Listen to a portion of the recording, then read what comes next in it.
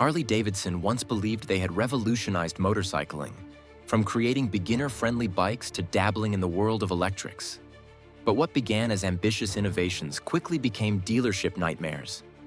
Stick around as we dive into the story behind 7 models that Harley had high hopes for but now can't wait to offload. Before we move on, I'd like to ask you a small favor.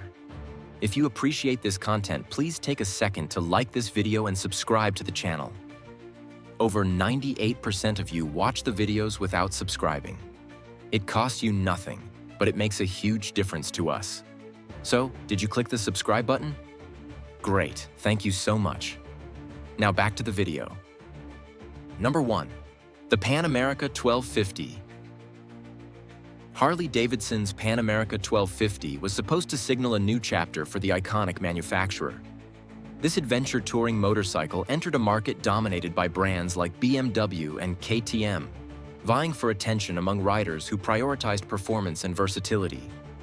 Featuring a 1,252 cubic centimeter liquid-cooled Revolution Max engine, it delivered 150 horsepower, making it one of the most potent contenders in its class. Innovative features like adaptive ride height aimed to set it apart, automatically lowering the seat at stops to accommodate shorter riders.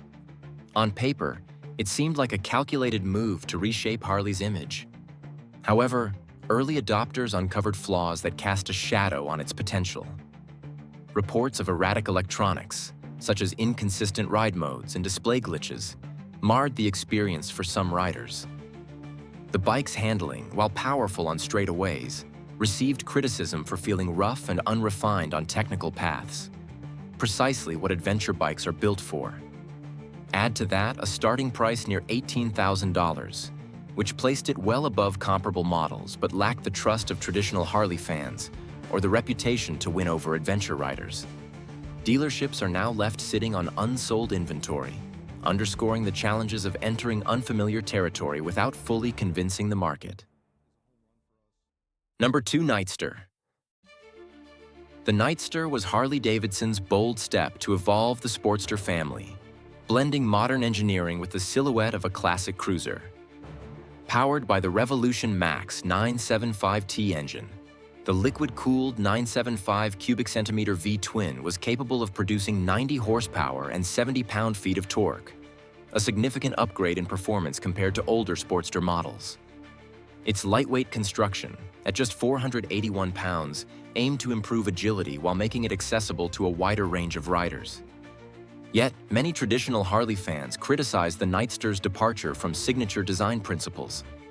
The classic air-cooled V-twin engine that defined the Harley sound and feel was replaced, generating backlash from purists who found it too far removed from legacy Sportsters. On the flip side, Harley's attempt to attract younger, performance-oriented riders backfired due to the Nightster's premium $13,499 starting price. Competitors like Yamaha and Kawasaki offered sportier, tech-laden options at lower costs. Caught between tradition and innovation, the Nightster struggled to find an audience. As inventory piles up at dealerships, it's a clear reminder that even well-intentioned reinventions can misjudge their market. Number 3. Sportster S. The Sportster S represented Harley-Davidson's attempt to merge high-performance capability with the company's long-standing heritage.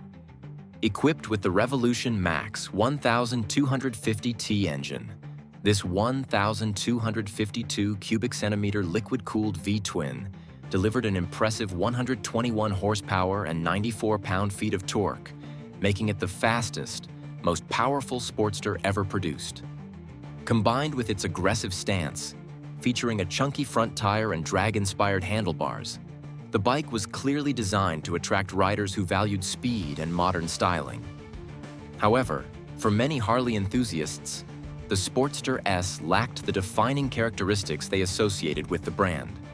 Central to this was the Revolution Max engine sound, which traded the throaty V-twin rumble for a smoother, less distinctive tone. This, paired with the unconventional high-mounted exhausts that dominated the bike's profile, alienated riders who prioritized Harley's classic aesthetic and sensory appeal. Positioned at $15,499, the Sportster S struggled to justify its price due to stiff competition. Rival bikes in the same range offered better handling and versatility, while many Harley loyalists rejected the model entirely. As dealerships wrestle with showroom overstock, it's clear that performance alone wasn't enough to carry Harley's legacy forward. Number 4. Lowrider Street. The Lowrider ST came onto the scene as Harley-Davidson's effort to capture the spirit of its iconic Dyna models while adding bold touring capabilities. Powered by the Milwaukee 8 117 engine, the 1,923 cubic centimeter V-twin delivered 125 pound-feet of torque, giving the bike impressive acceleration and highway performance. Combined with a sleek fairing and hard saddlebags, it was marketed as a mid-sized touring option with a distinct cruiser identity. On paper, it promised the best of both worlds. In practice, however, the Lowrider ST found itself in an awkward position. Riders noted that while its power and styling appealed to a niche audience, its steep price, starting at $22,199, made it less attractive compared to more affordable and versatile touring bikes. Additionally, its aggressive ergonomics, including the higher seat height and mid-forward controls, led to comfort issues on longer trips. These factors narrowed its appeal significantly. Today, dealerships are discounting the Lowrider ST heavily to clear unsold units from their inventory. Despite its performance credentials, the model's inability to comfortably bridge the gap between cruiser and tour left it without a clear audience. Number 5. CVO Road Glide. The CVO Road Glide was Harley-Davidson's bid to dominate the high-luxury touring market, showcasing its most ambitious features. Powered by a Milwaukee 8 121 engine, it boasted unmatched smoothness and torque. Premium touches like custom paint schemes and a state-of-the-art infotainment system pushed its $50,000 price tag into ultra-premium territory. Harley positioned this model as the pinnacle of exclusivity, appealing to those seeking unparalleled refinement in a touring bike. Yet, even loyal Harley riders questioned the value. The Street Glide Special, priced substantially lower, offered nearly 90% of the CVO's features, including a potent Milwaukee 8 engine and high-end tech, at almost half the cost. Riders found it tough to justify paying an extra $20,000 for upgrades like unique finishes and factory-fitted details, especially when similar results could be achieved through customization. Making matters worse, the CVO Road Glide's steep depreciation deterred potential buyers.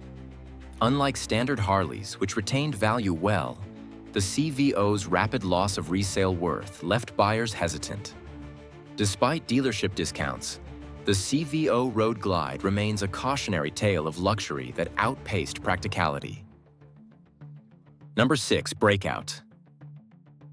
The Harley-Davidson Breakout was launched as a striking power cruiser, powered by the Milwaukee 8 114 engine. This 1,868 cubic centimeter V-twin produced 119 pound-feet of torque, paired with a long, low-slung design that emphasized straight-line performance. Its defining feature was the enormous 240mm rear tire, which contributed to the bike's aggressive, drag-inspired aesthetic. Starting at $18,999, it was intended to offer both bold styling and Harley's signature muscle.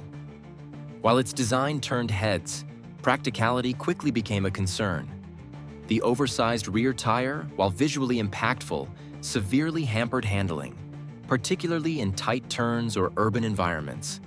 Riders found the bike felt sluggish in corners, with its stretched-out stance making the Breakout difficult to maneuver compared to its competitors. Comfort was another major drawback. With forward foot controls, a low seat, and drag-style handlebars, the riding posture placed strain on the back and wrists, making long rides uncomfortable. Customization options for the Breakout were also more restricted than many expected, which disappointed Harley enthusiasts accustomed to endless personalization. Combined with its high price, limited versatility, and stiff competition from models like the Indian Scout Bobber, the Breakout struggled to justify its place. Its discontinuation reflects how prioritizing style over substance can ultimately alienate potential buyers. Number 7. Tri-Glide Ultra.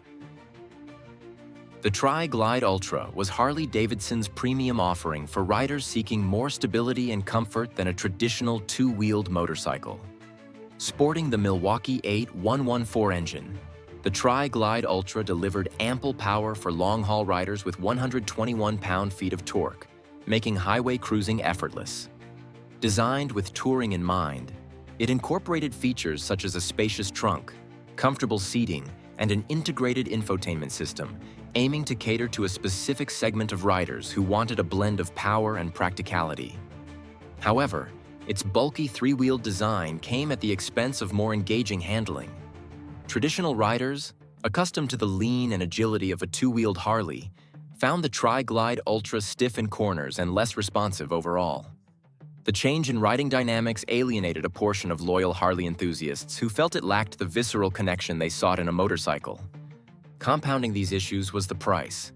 Starting well above $30,000, the Tri-Glide Ultra competed with luxury vehicles rather than other motorcycles. This specialized appeal and high cost left dealerships struggling to sell inventory, cementing the model's niche and limited status in the market. Harley-Davidson's efforts to innovate have often clashed with the brand's core identity, creating a growing gap between their offerings and customer expectations. Models like the Pan America 1250 and Nightster targeted new markets but struggled against established competitors. Even legacy-inspired designs, such as the Lowrider ST, fell short by prioritizing niche styling over practicality. Meanwhile, luxury models like the CVO Road Glide alienated audiences with steep prices and rapid depreciation. These examples highlight how even an iconic brand must navigate market demands carefully. Harley's identity remains powerful, but its success will rely on balancing tradition with calculated adaptation,